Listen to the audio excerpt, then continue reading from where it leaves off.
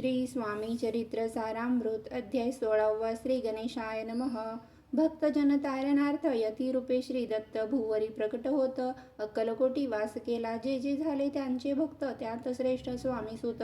ऐकता त्यांचे चरित्र महादोष जातील. प्रसिद्ध मुंबई शहरात हरिभाऊ नामे विख्यात. आनंदे होते नांदत निर्वाह करीत नोकरीने. कोकण प्रांती राजापूर तालुक्यात इटिया गाव सुंदर. हरिभाऊ तेथील राहणार जात मराठे तयांची. ते खोत त्या गावाचे होते संपन्न पूर्वीचे. त्याच गावी तयांचे माता बंधू राहती. मुंबईत तयांचे मित्र ब्राह्मण उपनाव पंडित. ते करिता व्यापार त्यात तोटा आला सरतयासी. एके समय पंडितांनी स्वामी कीर्ती ऐकिली कानी. तेव्हा भाव धरुणी मनी नवस केला स्वामी ते. जरी 8 दिवसात मी होईन कर्जमुक्त. तरी दर्शनात त्वरित अक्कलकोटी येईन. हरिभाऊ आणि त्यांचे मित्र अफूचा व्यापार करिता त्यात. आपणा नुकसान सत्य येईल ऐसे वाटले. त्यांनी काढिली एक युक्ती. बोलावून पंडितांप्रती सर्व वर्तमान त्या सांगती. म्हणती काय करावे हे नुकसान भरावयासी. द्रव्य नाही आम्हापासी. फिर्याद होता अब्रुसी भट्टा लागेल आमच्या. तेव्हा पंडित बोलले मला हे कर्ज काही झाले. निघेल माझे दिवाळे यात संशय असेना. तुम्ही व्हावया कर्जमुक्त. यासी करावी युक्ती एक. तुमचा होऊन मी मालक लिहून देतो पेढीवरी. अफूचा भाव वाढला. व्यापारात नफा झाला. हे सांगावया पंडिताला. मारवाडी आला आनंदे. अक्कलकोटी स्वामी समर्थ सांप्रत काळी वास करीत. त्यांचीच कृपा ही सत्य. कर्जमुक्त झालो आम्ही. गजानन हरिभाऊ पंडित त्रिवर्ग अक्कलकोटी जात. समर्थांचे दर्शन घेत पूजन करीत भक्तीने. तेव्हा समर्थे तयांसी शिवराम मारुती येसी. नामे दिधली त्रिवर्गांसी. आणि मंत्र दिधले. पंडिता राम म्हटले. गजानना शिव नाम दिधले. मारुती हरिभाऊस म्हटले. तिघे केले एक रूप. मग समर्थे त्यावेळी त्रिवर्गाजवळ बोलाविले. तिघांसी 3 श्लोक दिधले. मंत्र म्हणून ते ऐका. श्लोक. गुरुर्ब्रह्मा गुरुर्विष्णू गुरुर्देव महेश्वरः. गुरुः साक्षात परब्रह्म तस्मै श्री गुरवे नमः. ऐसा मंत्र हरिभाऊ ते दिधला असे समर्थे. तेव्हा तयाच्या आनंदात ते पारावार नसेची. दुसरा मंत्र गजाननाला तयावेळी श्रीने दिधला. तेव्हा तयाच्या मनाला आनंद झाला बहुसाळ. श्लोक. आकाशात पतितं तोयं यथा गच्छति सागरं. सर्वदेव नमस्कारः केशवं प्रति गच्छति. संतोषले त्यांचे मन. मग पंडिताजवळ घेऊन एक मंत्र उपदेशन केले पावन तया ते. श्लोक. इदमेव शिवम इदमेव शिवम इदमेव शिवम इदमेव शिव. 300 रुपया तयांनी आणले होते मुंबईहून. त्यांचे काय करावे म्हणून विचारिले समर्थांते. ऐसा प्रश्न ऐकून समर्थ बोलले त्या लागून. त्यांच्या पादुका बनवून येथे आणाव्या सत्वर. काही दिवस गेल्यावरी त्रिवर्ग एके अवसरी. उभे राहुनी जुळल्या करी आज्ञा मागती जावया. आज्ञा मिळता तयांसी आनंदी आले मुंबईसी. हरिभाऊच्या मानसी ध्यास लागला स्वामींचा. त्या आत्मलिंग पादुका 14 दिवसापर्यंत देखा पायी वागवी. भक्त सखा दिधल्या नाही कोणा ते. हरिभाऊ एके दिनी समर्थासनी येऊन दर्शन घेऊन श्रीचरणी मस्तक त्याने ठेविले. तो समर्थ त्याप्रती घेऊन या मांडीवरती वरदहस्त सत्वरगती मस्तकी त्यांचे ठेविला. म्हणती तू माझा सुत झालासी आता निश्चित. परिधान करी भगवे वस्त्र संसार देई सोडोनी. मग छाटी कफनी झोळीत समर्थे तयांसी दिधली. ती घेऊन तयावेळी परिधान केली सत्वर. आत्मलिंग पादुका सत्वरी देती हरिभाऊंचे घरी. म्हणती जाऊन सागर तिरी किल्ला बांधून राहावे. जाऊन आता सत्वर लुटवी आपुला संसार. लोभ मोह अनुमात्र चित्ती तू आन धरावा. आज्ञा ऐकून यायशी आनंद झाला मानसी. सत्वर आले मुंबईसी साधुवेश घेऊन. असो हरिभाऊने काय केले ब्राह्मणासी बोलाविले. संकल्प करून ठेविले तुळशीपत्र घरावरी. हरिभाऊ घर लुटविता तारा नामे त्यांची कांता. ती करी बहुत आकांता घेत उर बडवून. विनविते जोडोनी कर अद्यापि स्वस्थ करा अंतर. आपला हा विचार सोडून द्यावा प्राणप्रिया. ऐशी तियेची उत्तरे ऐकून या स्वामी कुमारी समाधान बहुत प्रकारे करीत असे तियेचे. स्त्रियेच्या अंगावरी अलंकार तेही लुटविले समग्र. तिये दिधले शुभ्र वस्त्र परिधान करावया. आत्मलिंग समर्थे स्वामी सुता ते दिधले होते. त्या पादुका स्वहस्ते मठामाजी स्थापिल्या. कामाठीपुऱ्यात त्या समयी मठ स्थापिला असे काही.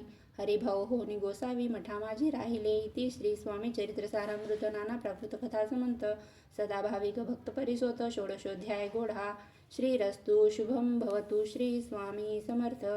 जय जय स्वामी समर्थ. अध्याय 17 श्री गणेशाय नमः. मागील अध्यायी कथा सुंदर प्रख्यात जे मुंबई शहर. तेथे येऊन स्वामी कुमार मठ स्थापिती समर्थांचा. स्वामी नामाचे भजन त्यांच्या चरित्राचे कीर्तन त्याहुनी व्यवसाय अन्य स्वामीसुत नेनती. स्वामीसुताची जननी काकूबाई नामे करुणी तिने हे वृत्त ऐकून दुःख केले अनिवार. निजमातेचा शोक पाहून दुःखित झाले अंतःकरण. तिये लागी सावरून धरले सत्वर प्रेमाने. नाना प्रकारे स्वामीसुत मातेचे समाधान करीत मधुर शब्दे समजावित परमार्थ गोष्टी सांगोनी. यासी पिशाच बाधा झाली किंवा कोणी करणे केली याची सोय पाहिली पंचाक्षरी आणोनी. त्या समयी प्रख्यात थोर यशवंतराव भोसेकर जयासी देव मामलेदार सर्व लोक बोलती. ऐसा विचार करोनी पोटी दर्शना आल्या उठाउठी. सांगितल्या सुताच्या गोष्टी मुळापासून सर्वही. ऐकून या देव मामलेदार हसोनी देती उत्तर. त्यासी पिशाच लागले थोर माझे दूर नोहेची. ऐसे उत्तर ऐकून दुःखित झाले अंतःकरणी. मग ते स्वामी सुताची जननी अक्कलकोटी येत असे. असो इकडे स्वामी सुद्धा मुंबई माझी वास्तव्य करीत. हिंदू पारसी स्वामी भक्त त्यांच्या उपदेशे जाहले. मठ होता कामाटीपुऱ्यात तेथे जागा नव्हती प्रशस्त. मग दिली कांदेवाडीत जागा एका भक्तिनीने. तारा नामे त्यांची कांता तेही त्रास देत स्वामी सुता. परितयांच्या चित्ता दुःख खेद नसेची. प्रथम मुंबई शहरात शके 1792 फाल्गुन कृष्ण त्रयोदशीस स्वामी जयंती केलीसे. कोणे एके समयासीस नगरकर नाना जोशी सहज आले मुंबईसी. त्यांनी ऐकिले वर्तमान. पाहुनी स्वामी सुतांप्रती आनंदले नाना चित्ती. प्रेमानंदी चरणवंदिती स्तवन करीती तयांचे. स्वामी सुते तयांसी लावियले स्वामी भक्तीसी. धन्य झाले नाना जोशी रंगले भजनी समर्थांच्या. पुढे जोशी बुवाने स्वामींची पत्रिका करोनी ती अर्पावया श्रीचरणी अक्कलकोटी पातले. पत्रिका श्रीचरणी अर्पिली स्वामी मूर्ती आनंदली. समर्थ त्यांची आज्ञा केली नगारा वाजवा म्हणोनी. नगारा वाजविता जोशी हसू आले समर्थांसी. पाहुनी स्वभक्तासी परमानंद जाहला. असो अक्कलकोट नगरात शके 1793 प्रथम स्वामी जयंती करीत स्वामी सुत आनंदे. छेलीखेडे ग्रामात प्रथम स्वामी प्रगट होत. विजयसिंग नामे भक्त गोट्या खेळत त्यांसवे. स्वामी सुत दिवसेदिवस स्वामी भक्ती करी विशेष. जन लाविले भजनास कीर्तिध्वज उभारिला. मना माझी धरुणी कामना कोणी येताची दर्शना. त्यांची समर्थ करीती आज्ञा सुताकडे जावयाची. स्वामी सुतही तयांप्रती मनातील खून सांगती. ऐकून जनचकित होती वर्णिती ख्याती सुताची. एकदा सहज स्वामी सुत अक्कलकोटी दर्शना येत. तेव्हा समर्थ राजवाड्यात राहिले होते आनंदे. स्वामी दर्शन घेतल्या विन तोन सेवी उदकान्न. ऐसे दिवस झाले तिन निराहार राहिला. मग बाळ्यासमोर जाऊन आरंभिले प्रेमळ भजन.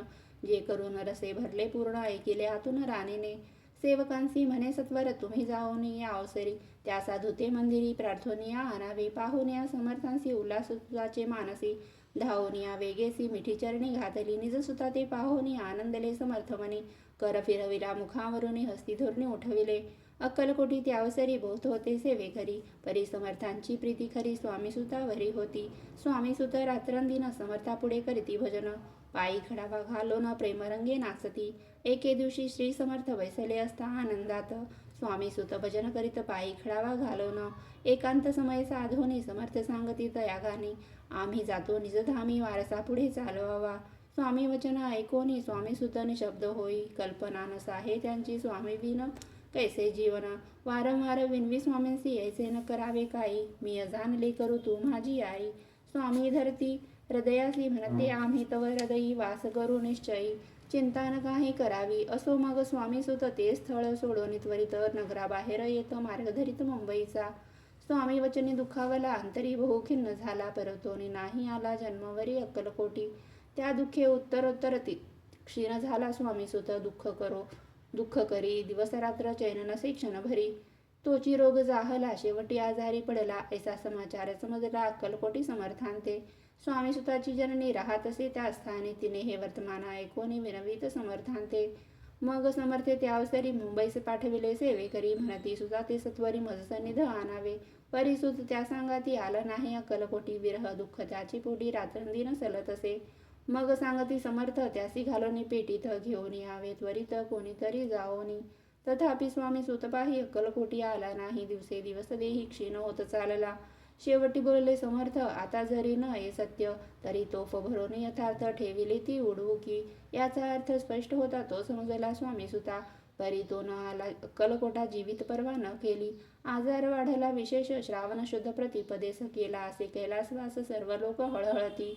अक्कलकोटी त्यादिनी समर्थ करती विचित्र करणी बैसले स्नान करोनी परी गंधन लाविती भोजना ते न उठती धरणीवरी अंग टाकीती कोणासंगे न बोलती रुदन करती क्षणोक्षणी इतुक्या माझी सत्वर मुंबईहून आली तार श्रुत झाला समाचार स्वामी सुतगत झाला मग काकूबाईने सत्वर जवळी केले मुंबापुर तेथे समजला समाचार परत पावला आत्मज निजपुत्र मरण वार्ता ऐकोनी करीती आकांता तो दुःखद समय वर्णिता दुःख अंतरी होत असे असो मग काकूबाई अक्कलकोटी लवलाही परतोनी आल्या पाही बोलल्या काय समर्थांते सुत आपुला भक्त असो न अकाली पावला का मरण मग स्मरती जे हे चरण त्यांचे तारण होय कैसे समर्थ बोलले तियेसी उल्लंघिने आमुच्या आज्ञेसी संधी सापडली काळासी ओढोनी बळेची मग नेला धन्य धन्य स्वामी कुमार उतरला भोदधी तुत्सर ख्याती झाली सर्वत्र कीर्ती अमर राहिली इति श्री स्वामी चरित्र सारामृत नाना प्राकृत कथा समंत भाविक भक्त परिसोत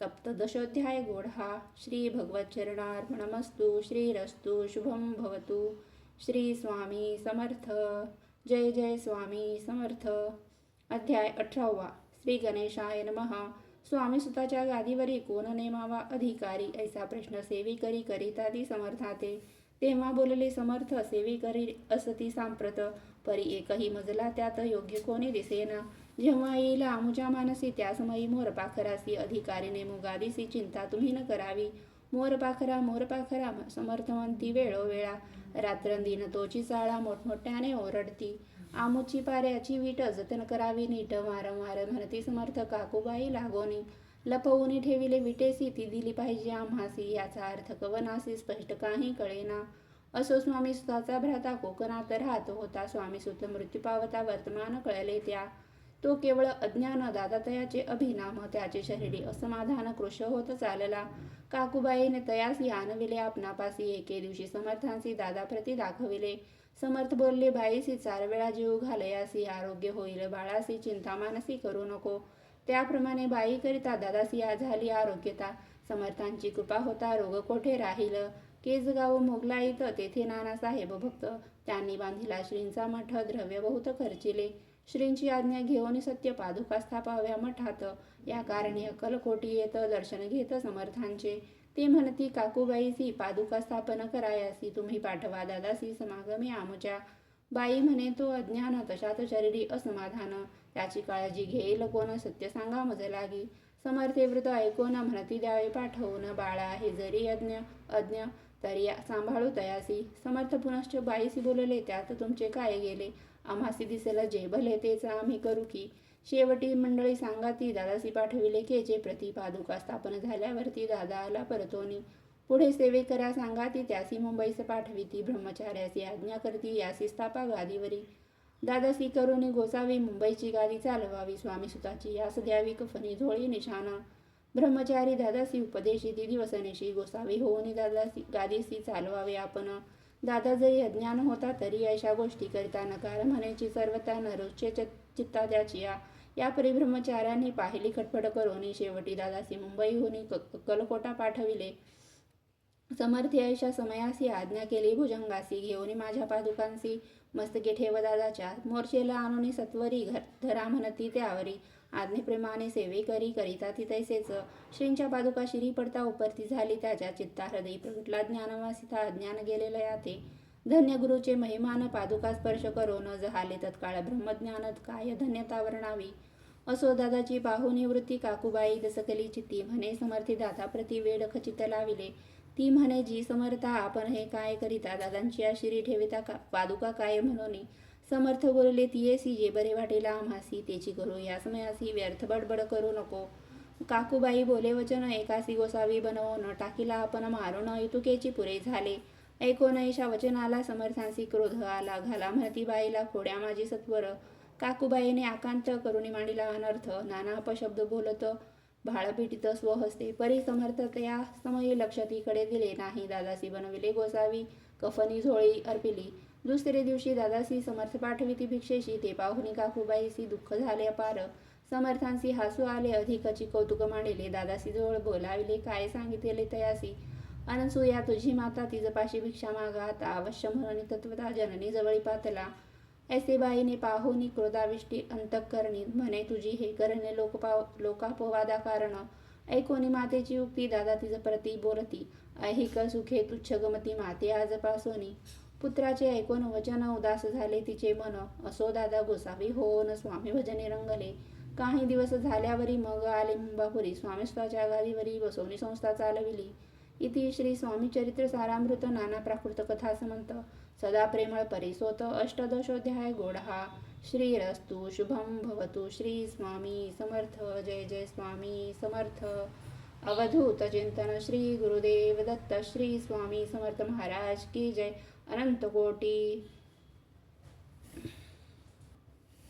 अनंत कोटी ब्रह्मांड नायक राजाधिराज योगीराज श्री स्वामी समर्थ महाराज की जय।